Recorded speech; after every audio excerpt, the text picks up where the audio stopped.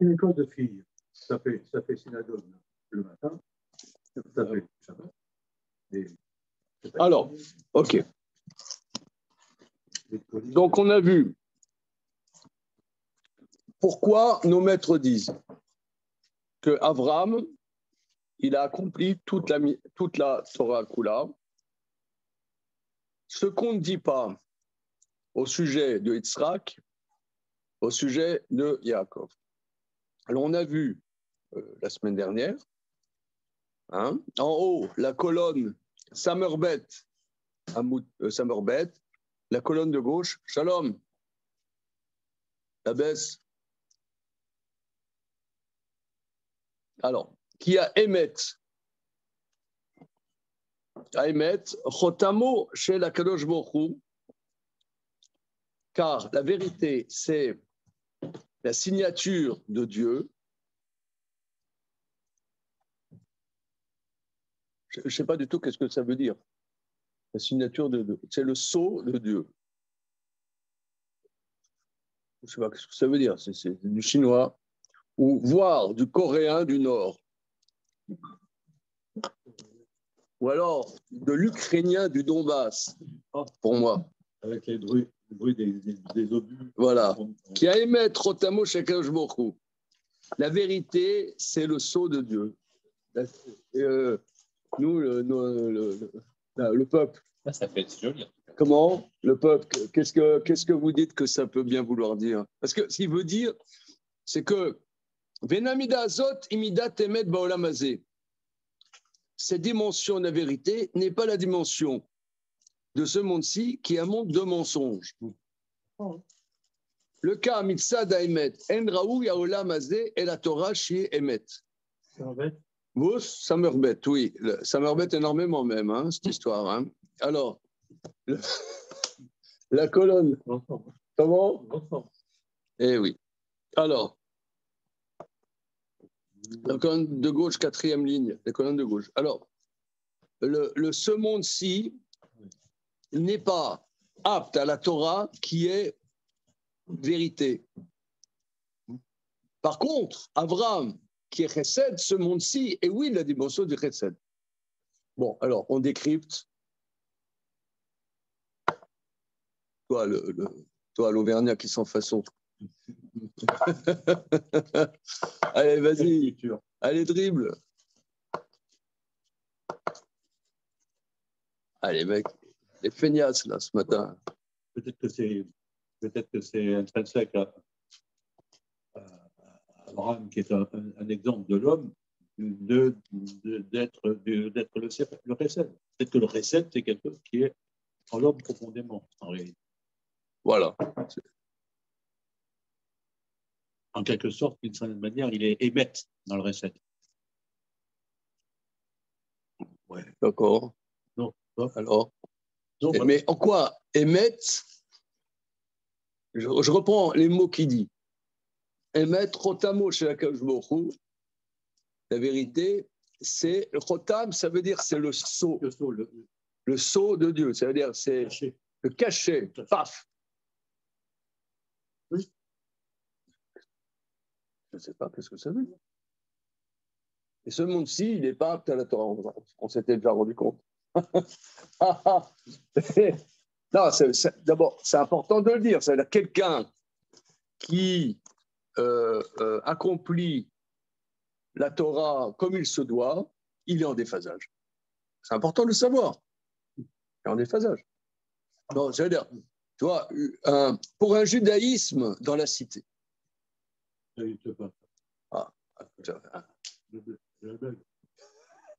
Pour un judaïsme dans la cité.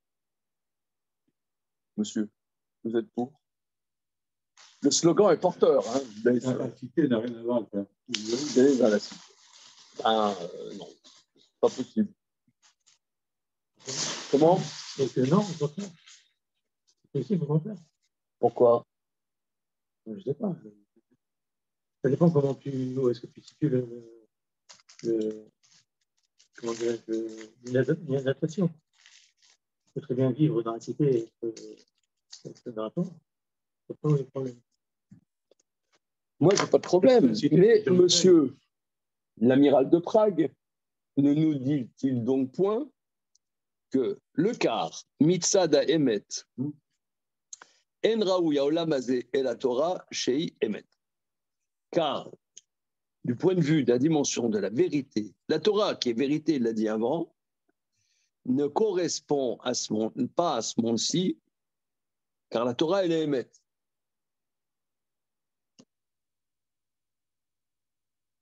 Je sais pas, j'ai pas d'opinion. Comment? Si, t'en as. Moi, des opinions, je n'ai pas d'opinion. Vous avez en face de vous quelqu'un qui n'a pas d'opinion. L'homme sans opinion.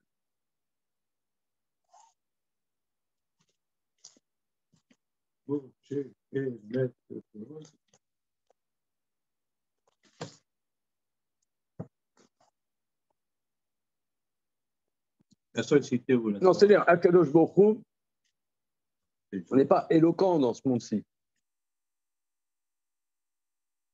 Il, quelque part, il se met de côté pour qu'on le recherche, etc.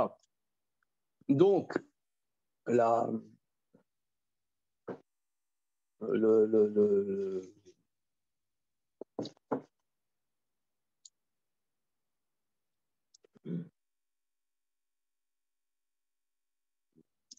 donc, dans ce monde-ci, il n'y a pas.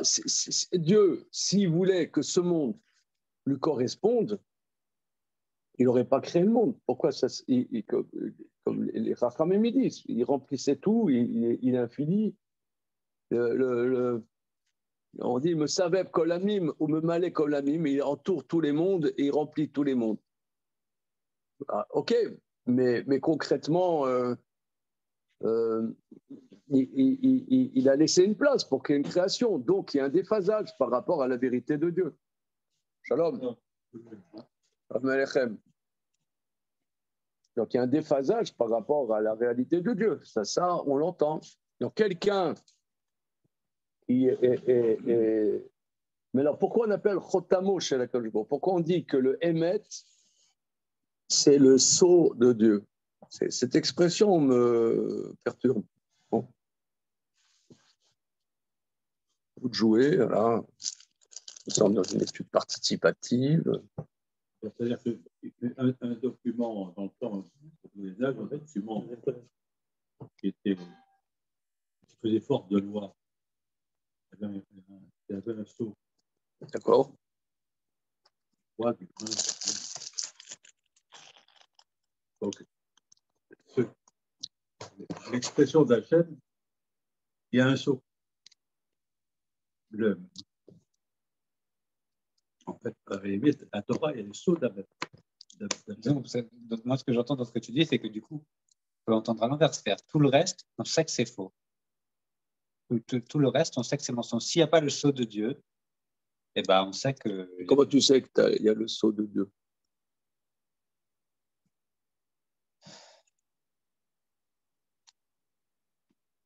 Le sceau, c'est Hachem. Il s'exprime par un sceau. Parce que je comprends rien. Comment? Parce que je comprends rien. Un sceau, il inverse les choses. La caractéristique du sceau, c'est que les lettres, elles sont à l'envers. À l'envers. Et c'est parce que j'y comprends rien qu'il y a quelque chose de émettre. Voilà. Alors, là, attends. C'est l'émettre pur. Là, relevé du jour. Attends, le fait que tu ne comprennes rien, c'est ça qui est. C'est le fait du mettre. Attends, c'est grave ça. Le fait que tu comprennes rien, le fait que c'est émettre. C'est pas accessible. Je comprends. C'est porteur. C'est trop facile. Un mur porteur. Bonjour. Facile de ces Very nice. Bonjour. Alors, tu as loupé, hein? Ouais, là, tu as loupé. Voilà. La question est, Oui, d'accord. c'est que nos maîtres disent que la vérité, c'est le sceau de Dieu.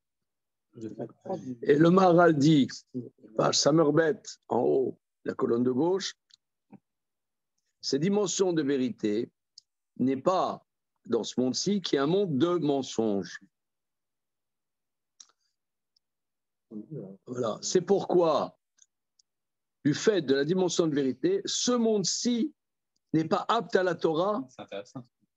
car la Torah est vraie. Pourquoi est-ce que quand quelqu'un meurt, on dit bah ouais. Là, au moins, là, c'est. Ça peut pas être mis en question. Ah oui, parce qu'il passe dans un autre monde. Non, c'est dévoilement. C'est un dévoilement d'Hachem. De temps en temps, il y a des dévoilements d'Hachem. Ah. Donc, il découvre la lumière.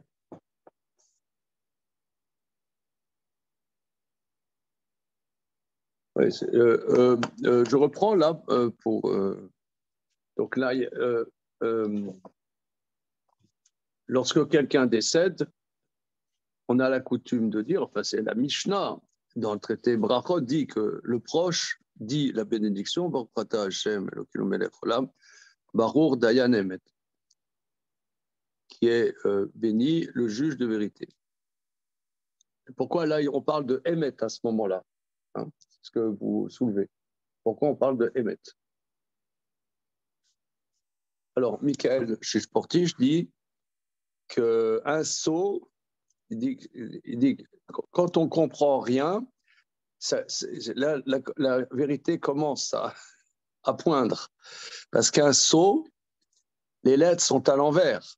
Les lettres sont gravées à l'envers, et quand tu appuies, ça fait à l'endroit.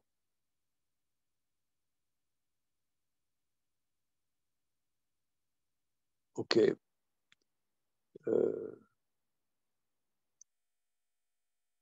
Alors, donc, OK. Maintenant, Rak Avram, je suis à la 5e ligne.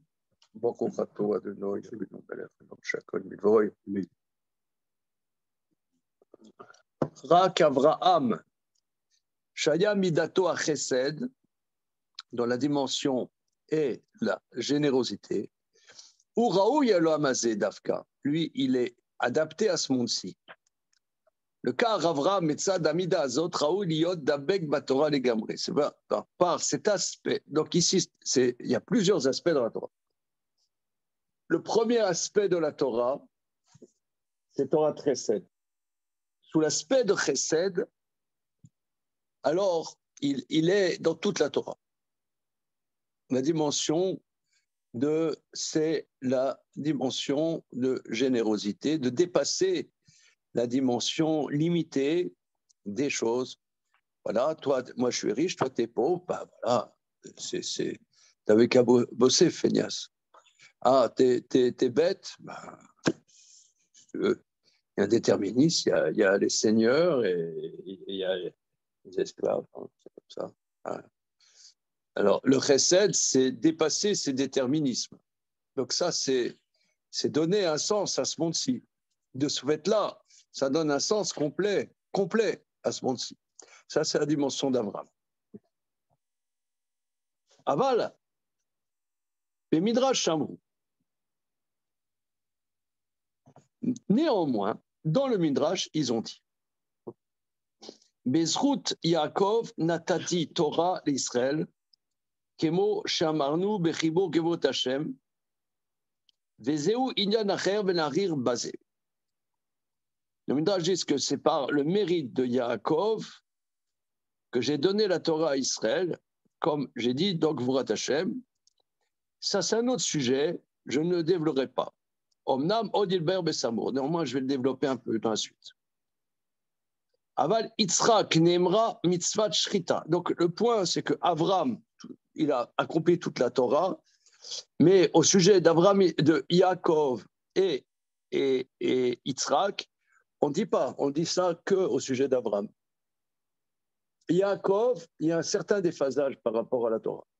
Il y a un midrash qui dit le contraire. On verra. Ok. Maintenant, Yitzhak, on dit qu'il a une mitzvah particulière qui le représente. C'est la shrita. Shenema sana kelecha.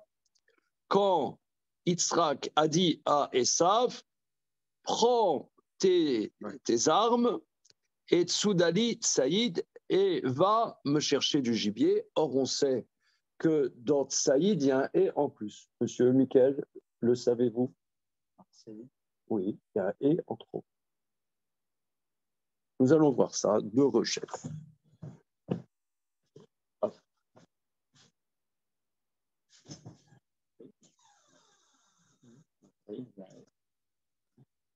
Naturellement.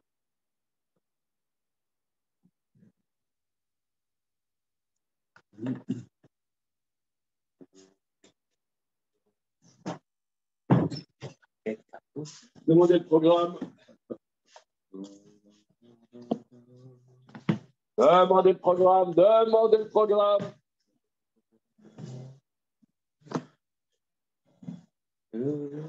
Voilà. Dans notre jeunesse, on est demandé. Demandez quoi, la suite de la phrase? Demandez. Antoine, quand on est demandé, ensuite, demandez le programme, ou bien demander. Vous ne donnez pas beaucoup d'indices. Tu n'as pas d'indice. Demandez la cause du peuple. Tu n'as pas connu ça? Demandez la cause du peuple. Demandez la cause.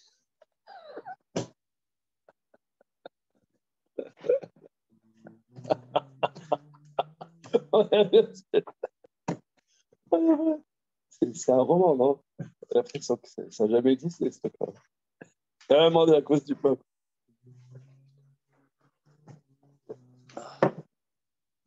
Alors, c'est un Parashat Toldot à la fin.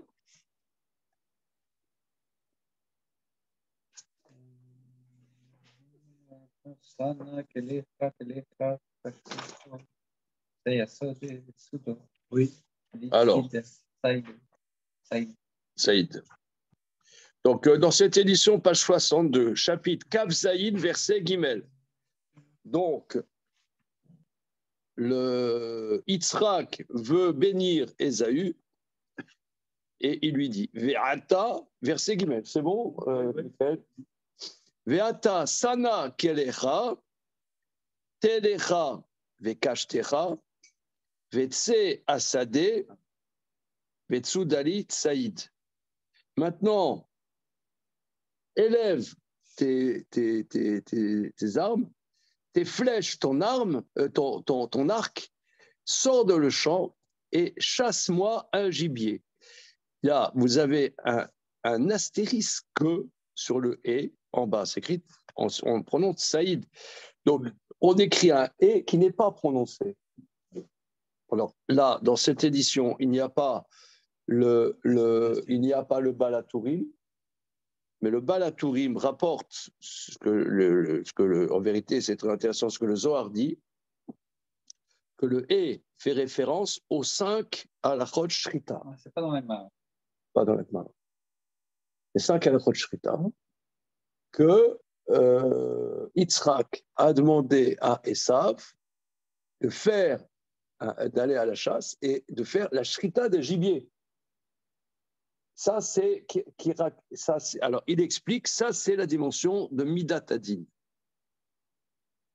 Voilà. Ça, c'est la dimension. Abraham, c'est Midat Chesed. Yitzhak, c'est Midat Adin. Alors, on a expliqué, je pense que Philippe et Fabien, on a déjà vu ça plein de fois ensemble. En quoi c'est Midat Adin, de la Shrita? Non, sur ce sujet-là? Non.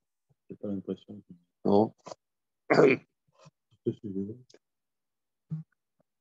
Parce qu'en vérité, le Yitzhak, regardez le verset, Midat Adin, c'est, on traduit en français, justice ou bien rigueur. Ok, mais regardez le verset d'après. Vaseli matamim kasher avti. Fais-moi un bon plat comme j'aime. Ça ne va pas dans le tableau.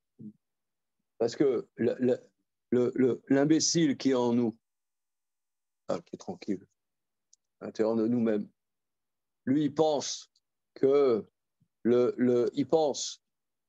Midat Adin, c'est bonjour. Que la dimension de Midat Adin, c'est la dimension plutôt de quelqu'un qui est un ascète, d'ascétisme. L'ascète, celui qui est détaché des choses de ce monde-ci, n'est-ce pas, et réciproquement d'ailleurs. Hein? Or, on voit que dans la preuve que Yitzhak Avinu s'est mis d'Atadin, tout de suite il dit « Fais-moi un bon plat comme j'aime ». C'est comme si tu voyais dans une vidéo sur un site juif religieux, que je ne dirai pas de nom, yeshiva.com par exemple, voilà, au moins que les choses soient claires, on te parle d'un grand rave, oui, très très grand sadique, qui dit à son fils, va me faire une bonne choucroute avec un Riesling bien frais. Ah. Alors, c'est Midatadine, où est la Midatadine? Il dit, va me chercher du gibier et fais-moi un ragoût, mais comme j'aime, attends, pas n'importe quel. Tu vois ce que, tu vois, quoi, qu'est-ce que on va te dire, Rav Steinman, son truc, c'était couscous boulette. Non, ça veut dire, il y a un décalage. Couscous boulette, mais avec la bourra fraîche, tu vois. Mais pas glacée, mais fraîche. Non. Parce que glacé, il n'aime pas. Mais frais, il aime bien.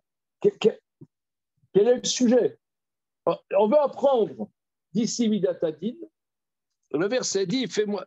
Oui, fais-moi, c'est le fais-moi. C'est ça qui est. Oui, mais d'accord, mais fais-moi. C'est une loi. D'accord, mais fais-moi. C'est quoi la Midatadine? Moi, d'ailleurs, un pouvoir terrestre, pas, tu vas à l'Élysée, tu vas n'importe où, il faut qu'il ait du faste, quoi. C'est pas là, c'est pas de grâce. Fais-moi. Décide. C'est fais-moi. Prépare-moi. Partie de son pouvoir, il a droit. C'est le fait du prince. C'est le fait du Oui, prince. d'accord. Non, d'accord. Mais il y a quelque chose qui est quand même décalé, puisque. Il veut lui donner une bracha. Ça veut Comment? dire, on est à un moment où il veut lui donner une bracha. Donc ça veut dire. Une bracha, d'accord. Donc, La bracha, il faut être. C'est comme. Moi, j'ai un ami qui est décédé maintenant, à la Vachalom, monsieur André Frankel, qui est à Strasbourg. Et il m'a raconté que quand, dans les années 50, début des années 50, il était au Maroc et il allait au Tefilalet où il y avait Baba Saleh. Alors, Baba Saleh, c'était au sud Maroc, et il jeûnait toute la journée, et quand il y avait la nuit, il coupait le jeûne avec des verres entiers de Maria. Il y avait les musiciens qui venaient, ils jouaient, ils mangeaient et donnaient des bénédictions.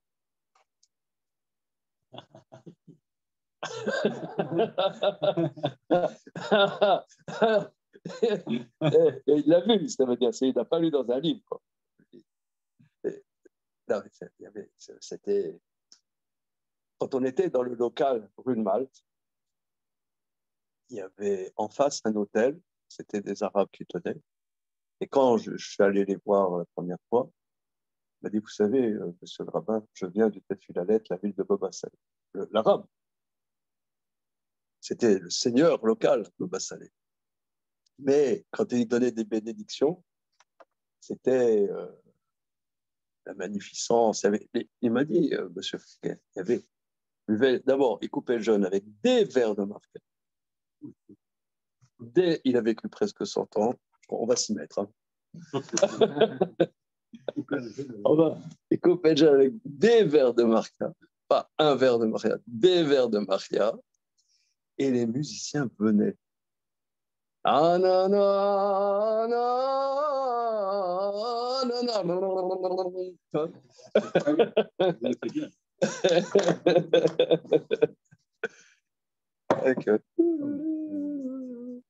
Les orchestres. Non, le violon avant. Les orchestres. C'est pas comme ça. C'est comme ça.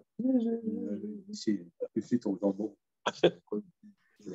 Pour Israël, on ne peut pas du tout dire ça. Ça veut dire que justement, il veut donner une bracha à son fils. Pour ça, il faut, le din, c'est que ça ne se fait pas n'importe comment. Ça veut dire qu'il faut qu'il reçoive quelque chose de lui. Alors, regardez, moi, je propose, mais on a déjà vu ça ensemble, non? Pas vu ça ensemble? Non? Il y a un vent d'amnésie. Le, la dernière Mishnah du traité Sota, on va regarder la dernière Mishnah du traité Sota et le Maharal sur place.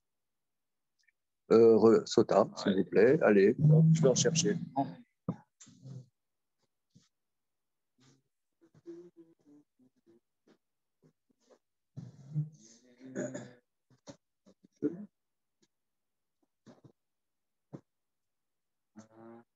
On va essayer de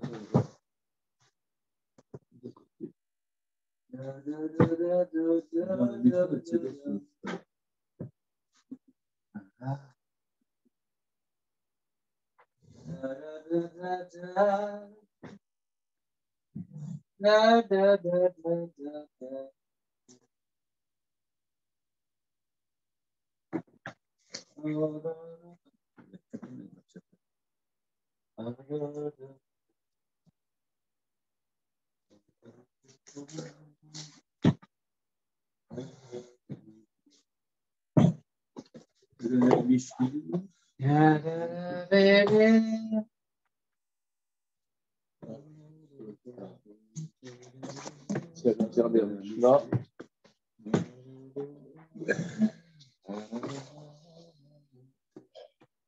Alors, précisément,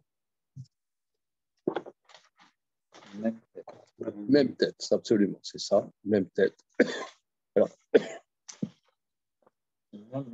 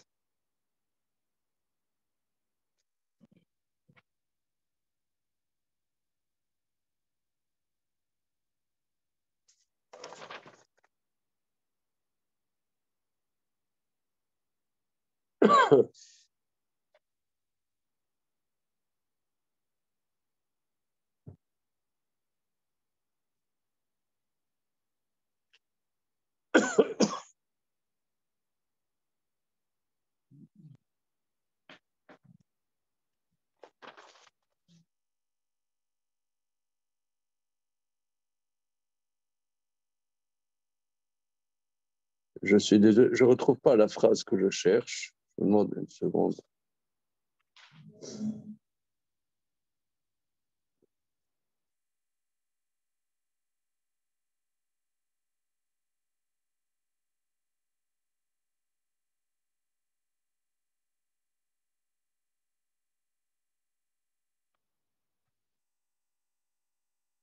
Non, ça c'est arrête.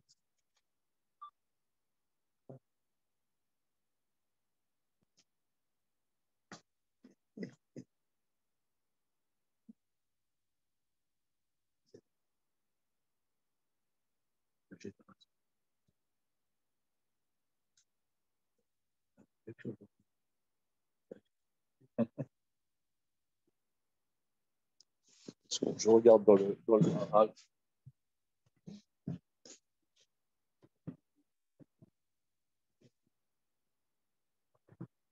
Très bien. Il nous fait provençal. Ah ouais. Avec la casquette, on dirait, tu sais, on La dirait, marque de la main. on dirait Rému.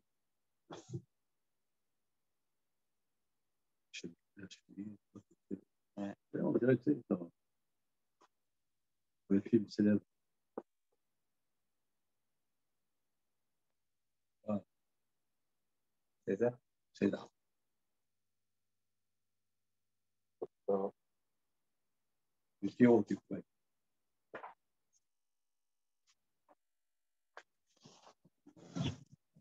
Le temps, le temps. Je crois que c'est 48. Ah non, Sota. 48A. Ouais, je crois.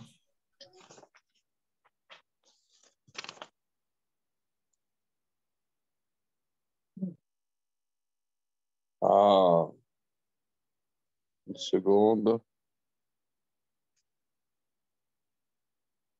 Voilà. Kazak, merci beaucoup. Ce n'est pas la dernière Mishnah, c'est l'avant-dernière. Merci. Page Memchet Amoud Aleph. Voilà. Merci Antoine, tu nous as sauvés. C'est l'avant-dernière. Alors, la Mishnah dit, l'avant-dernière Mishnah, Meshe Bitla Sanhedrin, Batel Ashir Mibet Amishtaot. À partir du moment où le Sanhedrin, c'est-à-dire le grand tribunal rabbinique de 71 juges s'est arrêté le chant dans les maisons de festin. C'est-à-dire, quand il y avait le grand Sanhédrin, eh bien, chanter dans les festins, c'est-à-dire chevalier de la table ronde, goûtons voir si le vin est bon, s'il est bon, s'il est agréable, etc. Donc là, ça avait un sens. Mais à partir du moment où il n'y a plus le Sanhédrin, c'est absurde. Alors, le Maharal, là-dessus, seconde, Memchet Amoud Aleph,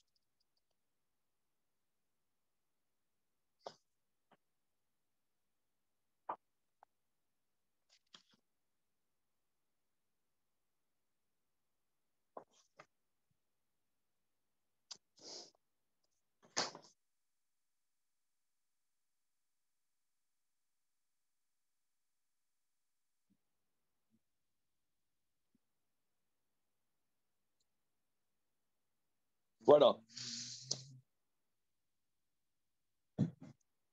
Qu'est-ce que ça a à voir, le Sanhédrin, avec le chant dans les maisons de ripaille, de festin? Le Maharal, dans son commentaire là-bas, parce que tu peux dire, à partir du moment où le temple est détruit, c'est pas ce qu'on dit. À partir du moment où le Sanhédrin, il n'y a plus. Il explique. Chez Kacher Ayu Sanhédrin Yoshvim Vedanim, Ayanimsa Midatanin Baolam.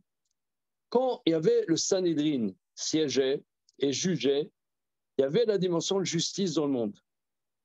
Veraou Isheyashir Baolam, et c'est légitime qu'il y ait alors le chant dans le monde qui est lié à la Midatadin. Aval Kacher Bitla Sanhédrin, Ve'en Midatadin im Ben Adam, le car En Raoul Yot Ashira Nimsa Ibsam Etzlam. Mais à partir du moment où le Sanhédrin est détruit, alors la dimension de justice n'est plus avec l'homme. C'est pourquoi le chant a disparu.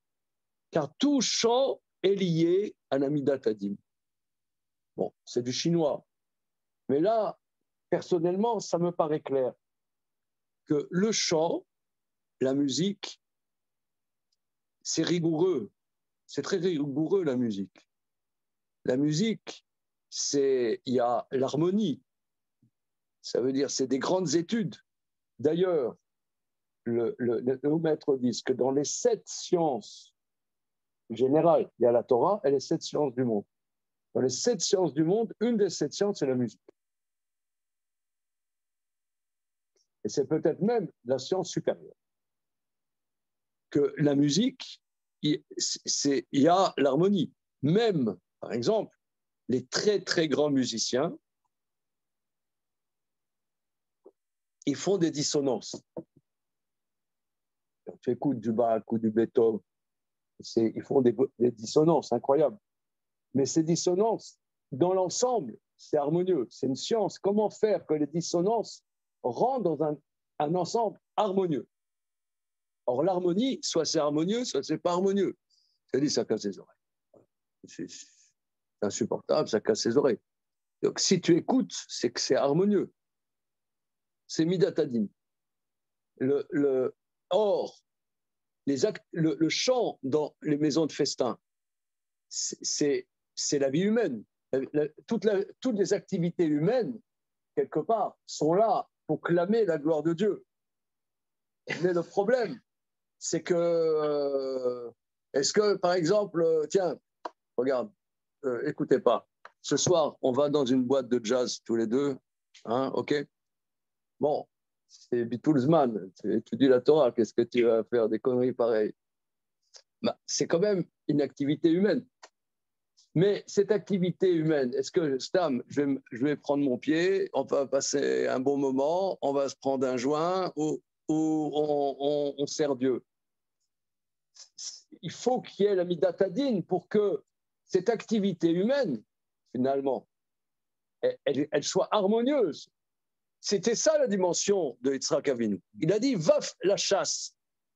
La chasse, c'est intéressant parce que j'avais un invité Shabbat, on a parlé de ça. Il y a une chouva du Nodab Yehuda. Est-ce qu'aller à la chasse, c'est un juif comme ça, pratiquant, il va à la chasse, tuer avec un pistolet, avec un fusil, du gibier. Voilà. Alors, ça, c'est Esav. Mais non, c'est Yitzhak. C'est Yitzhak Avinu. Parce que la chasse, c'est une activité où il y a. Moi, je n'étais jamais à la chasse, mais j'imagine, c'est toutes les pulsions humaines. C'est à l'animal, tu joues avec l'animal. Tu sautes, tu es avec les chiens.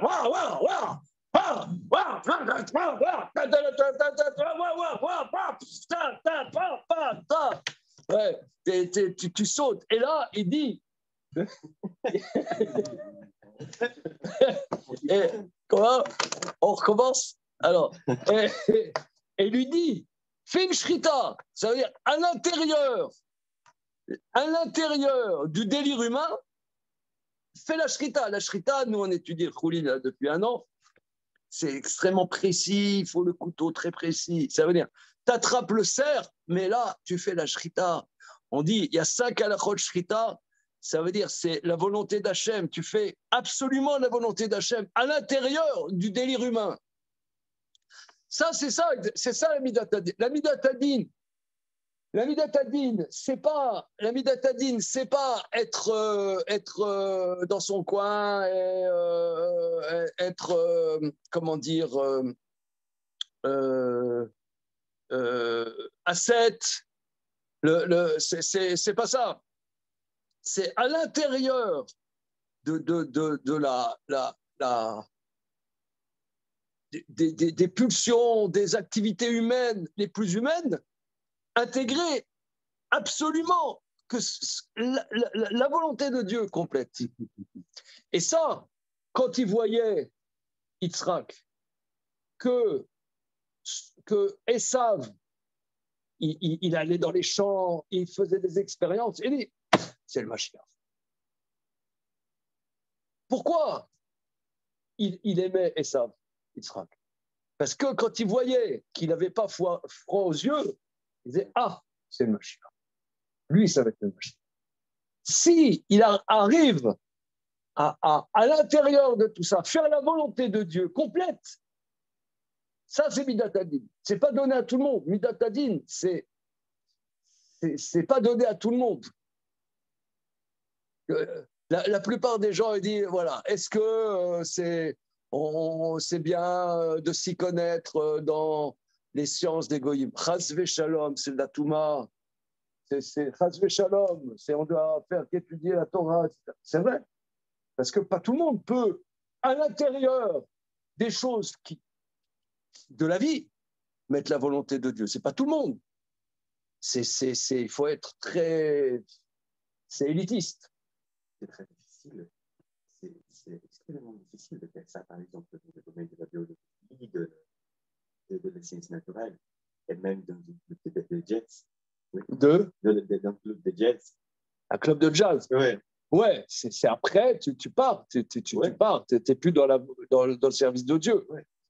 Mais ça, c'était Yitzhak. On voit, par exemple, Yitzhak, parce qu'on ne connaît pas bien Yitzhak Avinu. Yitzhak Avinu, on ne le connaît pas. Or, on ne le connaît pas parce qu'on ne regarde pas les versets.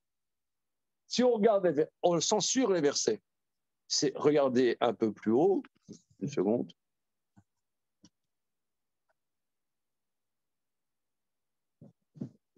C'est les slichot.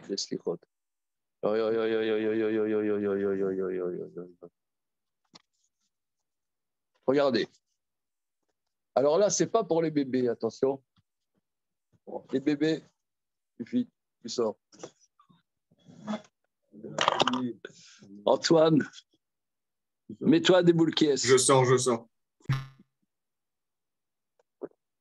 Alors.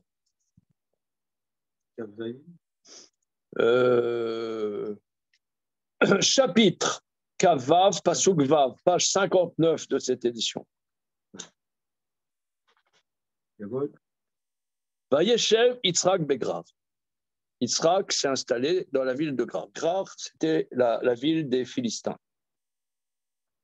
Parce qu'il y avait la famine, et donc il est sorti de là où il était, puisqu'il était plutôt Beersheba, Hebron, etc. Donc là, il est allé plus au sud-ouest, vers la terre des Philistins. Vaishalu anshe makom lishto, vayomer achoti ki yare les morts ishti penyarguni anshe amakom al rivka ki tovat marei. Les gens de l'endroit demandèrent au sujet de sa femme, il dit c'est ma sœur, car il avait peur de dire c'est ma femme, de peur, il s'est dit aux premières personnes singulières, de peur qu'il ne me tue, les gens de l'endroit, au sujet de Rivka, car elle était très belle. Bon, comme Sarah, c'est arrivé la même chose. Hein. Vayehi, ki achulo sham ayamim, vayashkef avimeler meler pelishtim bead achalon, vayar, vene Yitzhak metzarek et Rivka ishto. Les jours passèrent, Avimelech regarda le roi des Philistins par la fenêtre et il voit Yitzhak en train de rigoler avec Rivka, sa femme. Il lui dit, attends, je peux pas t'aider, c'est ta femme. Alors, qu'est-ce que veut dire, il a regardé par la fenêtre? Alors, il y a des commentateurs qui disent qu'Abimelech, c'était un magicien, et la fenêtre, on voit ça dans d'autres endroits, c'est la boule de cristal.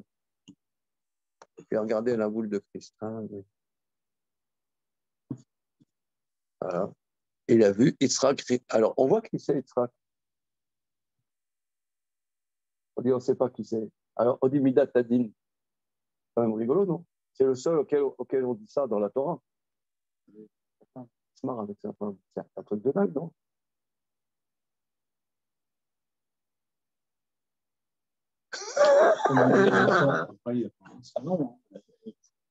Son nom, il n'inspire pas le dîme. Son nom, il n'inspire pas le dîme. Oui, mais c'est ça, si tu veux. C'est que moi, je pense qu'on a une vision erronée de la vie d'Atadi. C'est une vision erronée. C'est-à-dire que soit tu fais ça complètement de Shem Shamaï, soit tu es à la masse. Il faut avoir une.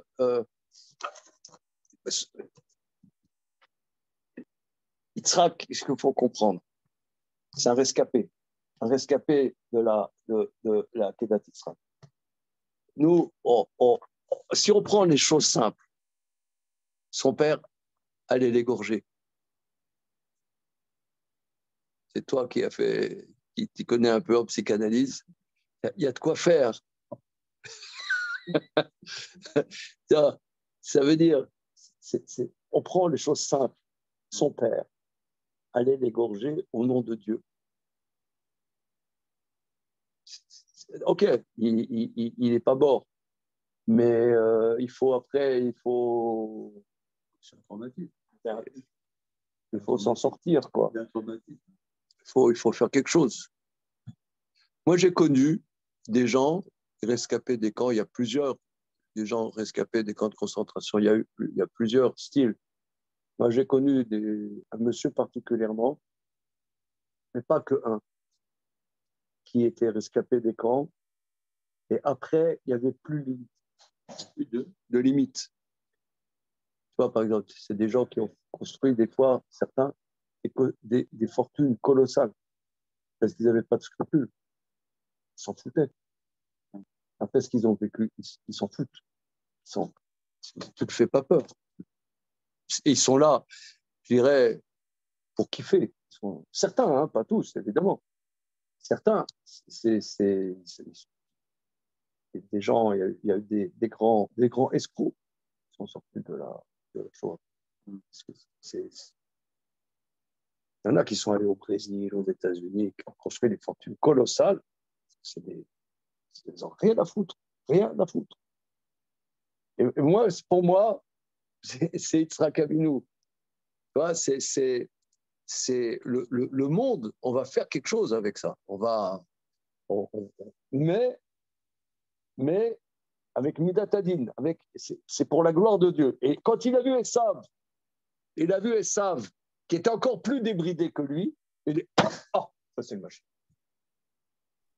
C'est quoi le Mashiach? Le Mashiach, c'est qu'il n'y a pas une activité humaine qui ne clame pas la gloire de Dieu.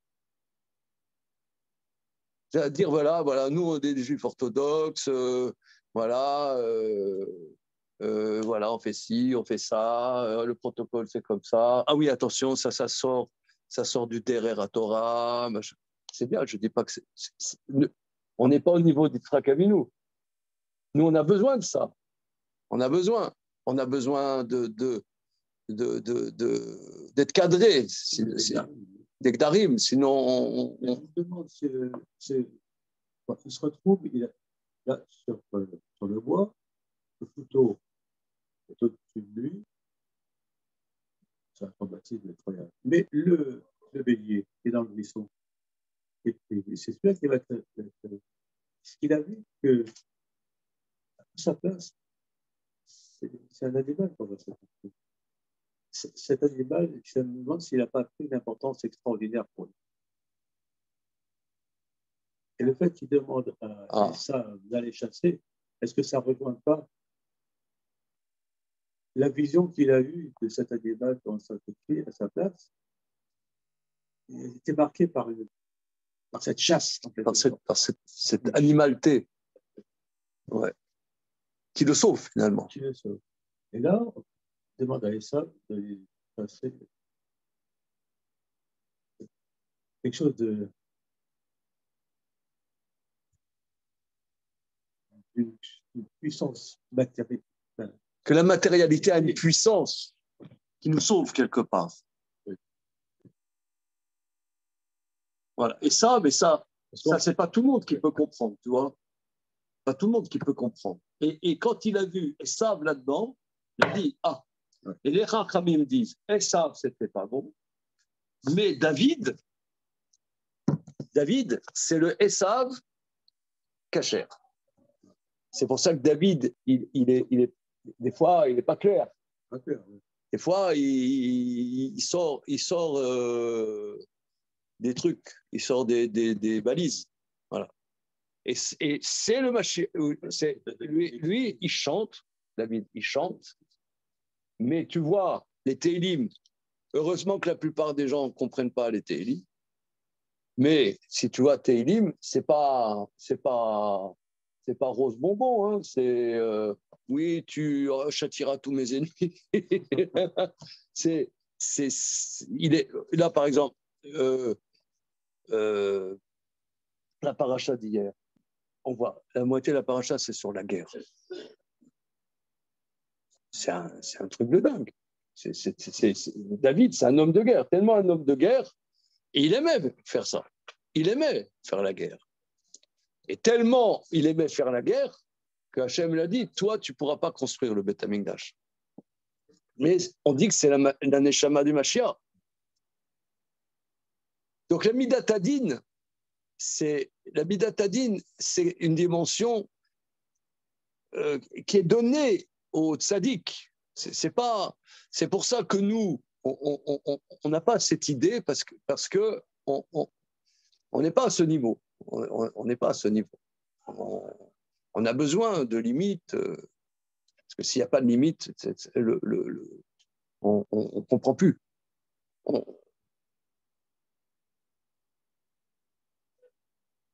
OK? Alors, on continue le Maharal. Juste, c'est... On vit pas quelque chose. Parce qu'on étudie, c'est d'autres qui l'ont vécu. Nous, on fait quoi? On est là autour d'une table, c'est tout. Eux, ils sont pas vécu tout ça. C'est dans la réalité, ils exprimaient la volonté d'Hachem. Ils vivaient quelque chose. Absolument. Comment? Il fait du business. Il sait qu'est-ce que c'est. Toi, tu n'as pas fait de business. Tu ne sais pas. Mais on voit que Yitzhak Avinu, il fait du business, hein, Max. Regardez la suite, là. Mais moi, on dit, on ne sait pas Yitzhak Avinu. Si, on sait. Seulement, on ne veut pas voir. Regardez la suite.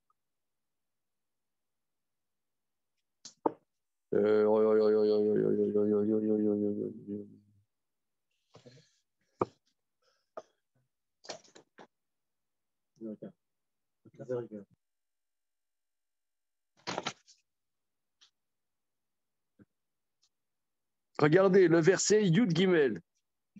Non, une seconde. Le verset Yud Bet. Dans Kavav, verset Yud Bet.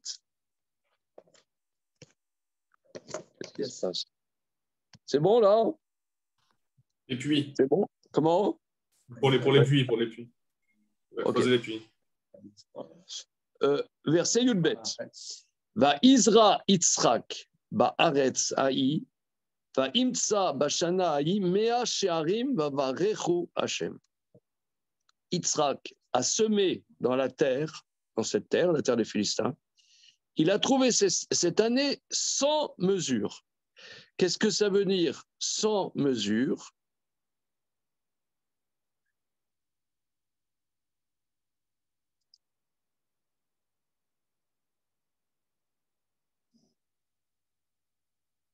Que c'est quoi 100 mesures? C'est-à-dire que 100 fois plus que ce que la terre, elle était apte à donner normalement. La terre, elle est amenée à donner tant de quintaux de blé. Et bien, ça a donné 100 fois plus. Pourquoi? Parce qu'il était entreprenant. Il a mis des engrais, il a creusé des puits, il a arrosé. Est-ce que les gens du coin, c'était la caillasse? C'était la caillasse. Même, on a dit que c'était des années de famine. Donc, il était entreprenant. C'est un entrepreneur. Un entrepreneur. Continue, regardez la suite. Va igda la ish, va yeler alors vegadel ad kigadol meod. Et cet homme a grandi. Il était de plus en plus important. Jusqu'à ce qu'il c'était devenu le businessman du coin. Va ilo miknetson ou miknebakar, va vouda rabba, va ikanu oto pelishtim. Il a eu des troupeaux de moutons, des troupeaux de vaches. Va vouda rabba, et des grandes entreprises. Aouda Rabba, ça veut dire des grandes entreprises, et les Philistins sont devenus jaloux de lui. Et ça, c'est la première fois qu'on voit, on pourrait dire, de l'antisémitisme dans la terre. Quand même, on le voit dans le peuple juif, ça. Ça dérange beaucoup les gens. Par exemple, Marx, il n'aimait pas ce côté des Juifs. qui sont dans ce côté terre à terre. Terre à terre. Le côté terre à terre. La réussite, Voilà. la réussite. Terre à terre, arriviste, Ouais, voilà. opportuniste, Opportuniste. voilà. Efficace, pragmatique. Voilà, et visionnaire. Mm. Visionnaire, puisqu'il fait, là, c'est de la caillasse, parce que c'est la région aujourd'hui de Gaza. C'est de la caillasse. Et ben, il a dit, il y a des puits. On creuse des puits. Il y a de l'eau. Ben non, mais, ils sont là avec 3 chèvres faméliques. Il dit non, non. Ici, ici, on va faire des plantations. Mais monsieur, c'est pas possible. Allez, creusez. Il y a de l'eau. On sait qui c'est Yitzhak. On dit on ne sait pas. On sait, seulement on ne veut pas lire les versets. C'est ça. C'est le tune de Sarcelles. Là.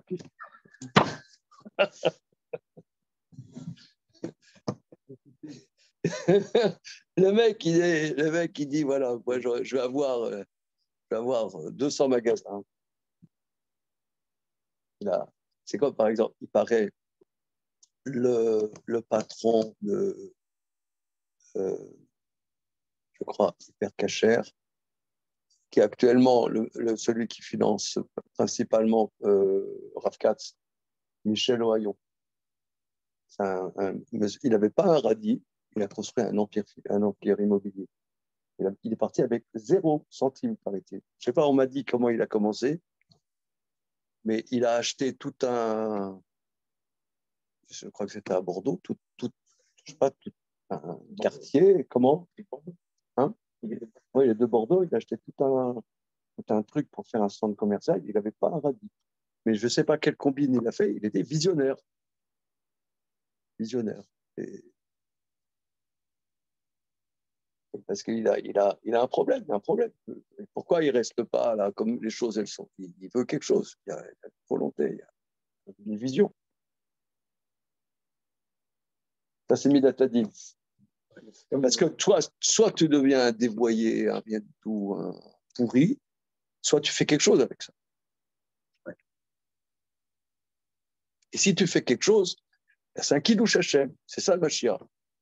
C'est que le fric, tu vois, le fric, les pulsions, les trucs, ben, c'est Akadosh Baruch qui nous donne ça. C'est la création de Dieu. C'est bien, c'est magnifique.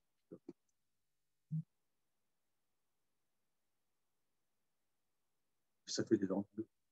Comment? Et voilà. Et ça, c'est. Roussel, d'ailleurs, le fustige. Comment? Le Roussel, du Parti communiste. Oui. Non, il y a tous ces gens-là. Ils détestent la réussite. Ouais. OK. Alors, on continue un peu. Donc ça, c'est, si vous voulez, la dimension de Midatadin. Quand le Maharal dit, ça s'exprime par la Shrita, ouais. La Shrita, c'est le et, c'est-à-dire que nous, on le voit dans Masechet Poulin, c'est un acte sans écraser. C'est-à-dire, si tu appuies, c'est pas souffle. C'est un acte, c'est que la volonté d'acheter. C'est comme le verset dit, regardez le 2e verset de la Torah. Comme les arts martiaux. Oui, absolument. Voilà. C'est exactement ça. Regardez le 2e verset de la Torah. Bereshit bara Elokim et Hashem et Dieu créa les cieux et la terre. Va'aretz haïta tohu vavohu vechosher al penei te'om. Ve'ruach Elokim rachefet al penei hamayim. La terre était tohu bohu, obscurité sur la face de l'abîme, et le souffle de Dieu plane sur la face des eaux. Le Midrash dit Ve'ruach Elokim rachefet al penei hamayim.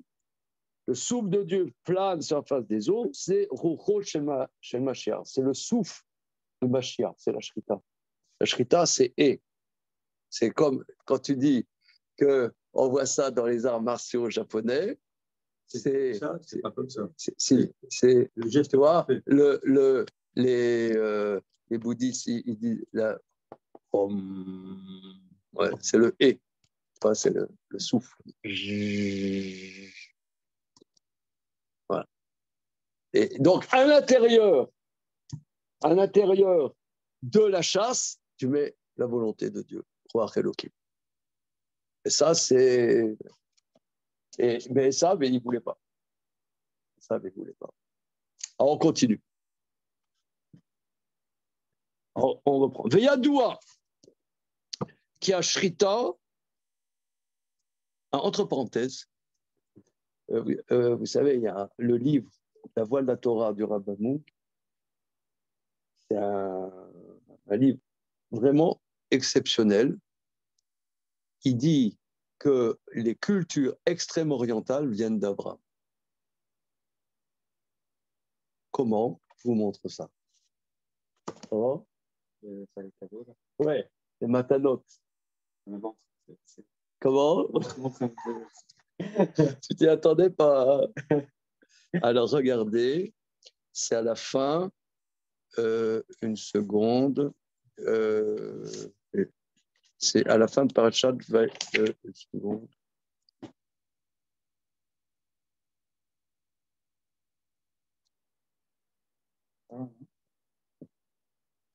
Les Bnei Apilakshim, Natano Matanot.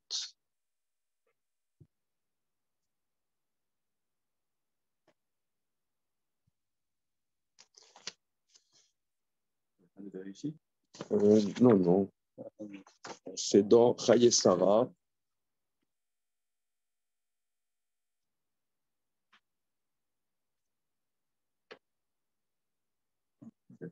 Ah, voilà. Page 56 de cette édition. Page 56, chapitre Kaf E, Pasuk E. Chapitre Kaf E, Pasuk E. Donc, on sait que Avraham Avinu a eu comme premier enfant Ishmaël avec Agar. Ensuite, il a eu Yitzhak avec Sarah.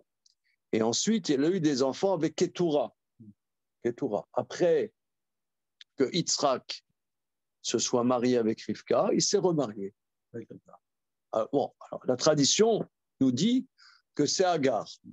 On pourrait dire que c'est une autre. Ketura, c'est Ketura, c'est Ketoret. Ketoret, c'est l'encens.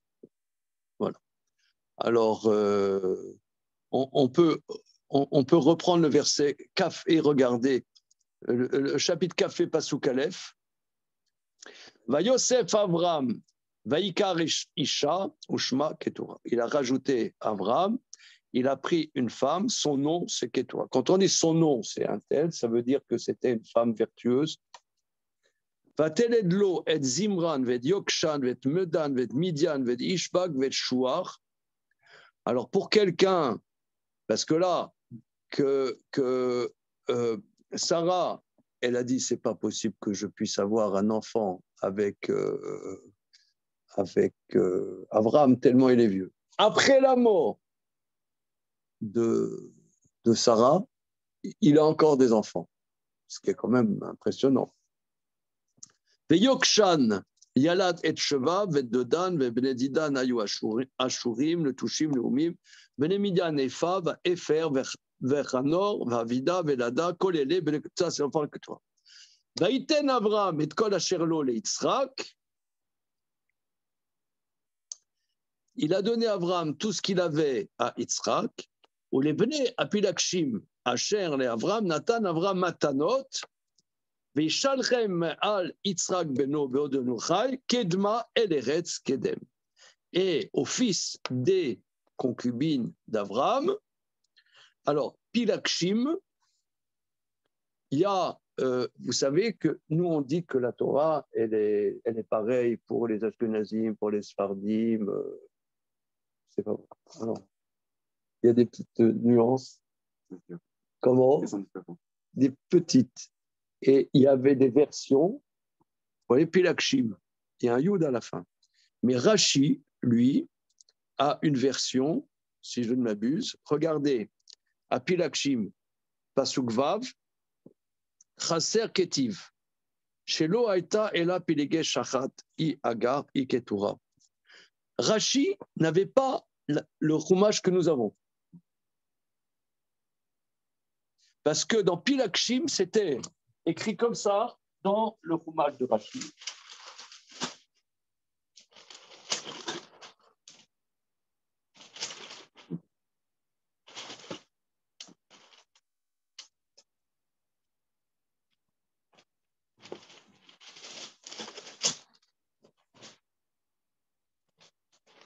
Dans le chumash de Rashi, c'est écrit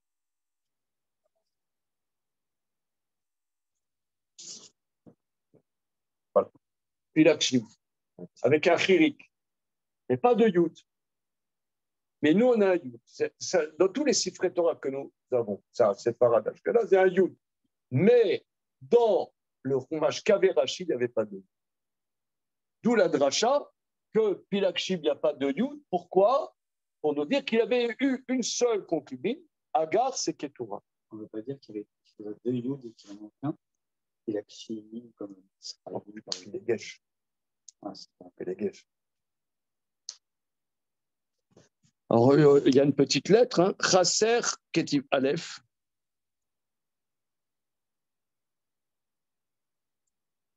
Avde Bechol Asfarim, Medouyakim, Ketiva Pilakshim Male, Beyud. Kevar Tires, Balminan Shlomo, Kitsarir. Ah, non, c'est ce que tu dis. Ah, il dit comme monsieur. Mais le sens simple, c'est pas comme ça. Le sens simple, c'est que. En tout cas, il y a une différence objective entre les sifrei Torah Ashkenaz, sifrei Torah Séfarad.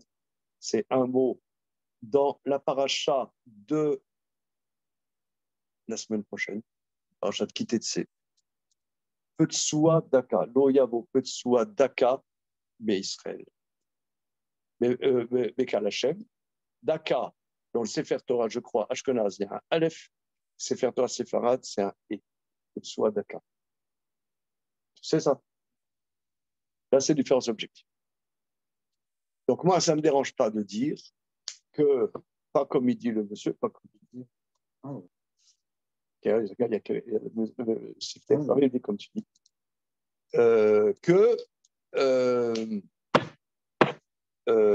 Qu'il n'avait pas le même fromage qu'on lui.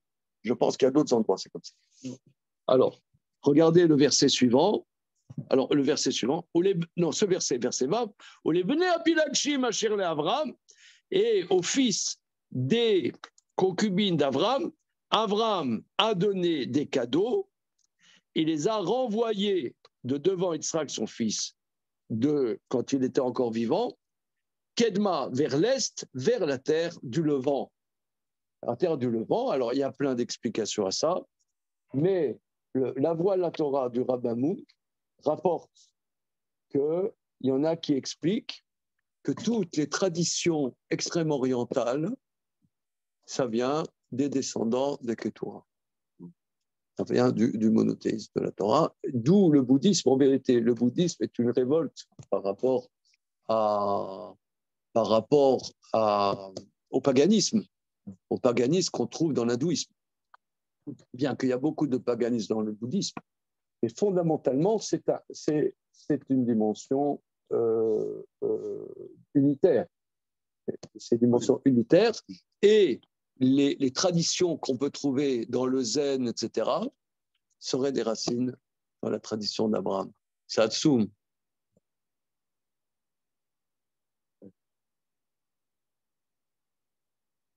Voilà, c'est extraordinaire. Ok, regardez, on s'arrête là-dessus. On va nous passer à l'étude de Gemara. Merci, bonne journée tout le monde. Bien, à Guétou.